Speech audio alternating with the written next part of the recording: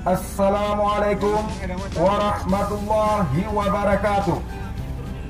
Kamu dari Kompisa Brimob Jelkat Batalion B Pelopor mengimbau kepada pengunjung bak tempat-tempat objek wisata di Pantai Ujung Blang khususnya kamu harap agar tetap mengindahkan protokol kesehatan untuk keselamatan kita bersama.